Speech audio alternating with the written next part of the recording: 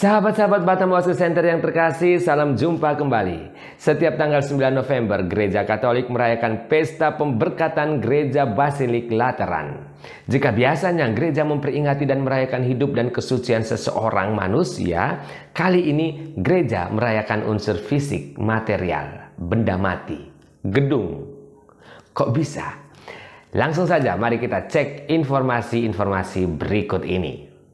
Informasi yang pertama, Gereja Basilik Lateran bisa dikatakan sebagai gereja pertama yang didirikan sejak Kristus.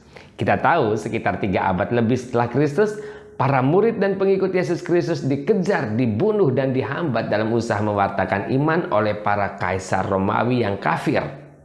Selama masa itu, umat mengadakan pertemuan dan ekaristi di rumah-rumah penduduk, di rumah-rumah umat atau di dalam kuburan bawah tanah yang kita sebut katakombe. Tidak ada gedung khusus dibangun untuk merayakan ekaristi, untuk merenungkan sabda, atau untuk merayakan aspek iman yang lainnya.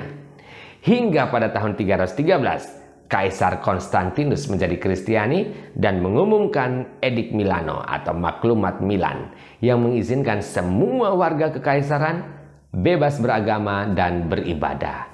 Sejak saat itulah, atas dorongan ibundanya Santa Helena, Kaisar Konstantinus kemudian memerintahkan untuk mendirikan banyak gedung gereja yang indah, tempat umat Kristiani merayakan imannya.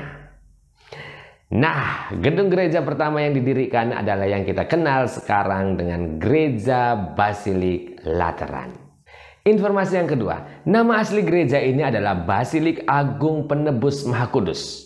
Letaknya di atas bukit Goelius dan tergabung dengan Istana Kekaisar Lateran. Gereja Basilik Agung Penebus Maha Kudus ini diberkati dengan satu upacara agung dan meriah oleh Sri Paus Sylvester yang pertama pada tahun 324. Inilah momen gereja mengalami dan merayakan momen kemerdekaan dan kedamaiannya. Nama Basilik Agung Penebus Maha Kudus ini kemudian berubah menjadi Basilik Santo Yohanes Lateran. Hati-hati dengan maknanya ya. Tidak ada santo yang bernama Santo Yohanes Lateran atau yang berasal dari Lateran. Nama gedung gerejanya adalah Santo Yohanes. Lateran di sini merujuk pada tempat Basilik Santo Yohanes ini berada, yakni di salah satu properti kekaisaran yang bernama Lateran. Nama Santo Yohanes ini dipilih karena merujuk pada fungsi gereja ini saat itu, yakni sebagai pusat pembaptisan dan penginjilan. Informasi yang ketiga, karena Basilik Santo Yohanes Lateran ini merupakan gereja katedral untuk uskup Roma yang sekaligus menjadi sebagai paus, maka Basilik ini pun disebut induk semua gereja, baik di Roma maupun di seluruh dunia. Karena itu juga, Basilik Lateran merupakan gereja paroki bagi seluruh umat Katolik sedunia. Bangunan asli gedung ini sebenarnya sudah berkali-kali dihancurkan. Struktur gedung yang sekarang dibangun oleh Paus Innocentius ke-10 pada tahun 1646. Gereja Basilik Santo Yohanes Lateran ini terkenal sebagai gereja tertua di Barat, serta peran pentingnya dalam sejarah gereja. Bayangkan, 5 dewan ekumenis telah diadakan di sana, 28 paus telah dimakamkan di pekarangannya, dan tradisi menyatakan bahwa relikwi-relikwi di atas altar utama berisi kepala Santo Petrus dan Paulus. Sahabat-sahabat yang terkasih, bagaimana sebuah gedung mendapatkan kehormatan untuk memiliki hari raya tersendiri setara dengan pesta-pesta liturgis lainnya? Mengapa harus gereja Basilika Santo Yohanes Lateran? Bukankah kata Lateran mengingatkan kita pada kemewahan yang berakar pada egoisme manusia yang kelebihan harta? Sahabat, mari kita coba mengumpulkan beberapa makna di balik perayaan ini. Yang pertama, Gereja Basilika Santo Yohanes Lateran bukan hanya sekedar sebuah gedung. Basilika ini selain mengingatkan kita akan momen kemerdekaan dan kedamaian gereja, tetapi juga sebagai penegasan akan supremasi uskup Roma, paus, di antara para uskup di seluruh dunia. Kedua, dari sebuah istana mewah kental dengan harta duniawi, kemudian menjadi sebuah pusat rohani, atau dari sesuatu yang sangat sekular, kemudian menjadi sesuatu yang kudus, adalah sebuah transformasi yang bisa saja terjadi.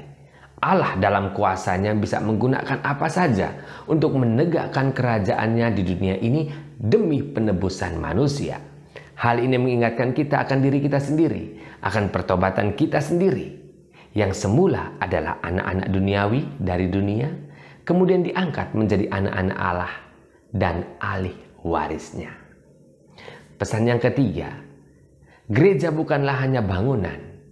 Ini adalah rumah rohani bagi umat beriman, tempat peristirahatan dan pemulihan, tempat kita datang untuk diasuh melalui pembaptisan, katekese, pengukuhan, dan tempat kita dipelihara oleh ekaristi, dan tempat kita disembuhkan melalui rekonsiliasi. Gedung gereja juga berfungsi sebagai rumah jasmani bagi Tuhan kita, baik yang tersembunyi dalam tabernakel, ditampilkan saat adorasi, atau dikorbankan dalam misa untuk makanan rohani dan jasmani kita dalam rupa roti dan anggur.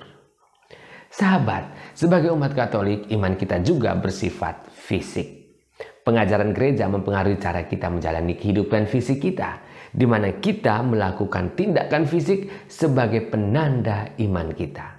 Secara rutin kita memberkati benda-benda rohani seperti rosario dengan keyakinan bahwa jika Tuhan dapat mengubah roti dan anggur menjadi tubuh dan darah putra terkasihnya, maka Dia juga dapat menggunakan barang-barang fisik kita sehari-hari untuk membantu kita dalam mengarungi perjalanan spiritual kita. Selamat berpesta, terima kasih telah setia bersama kami, Batam Oase Center, Rumah Retret SSCC.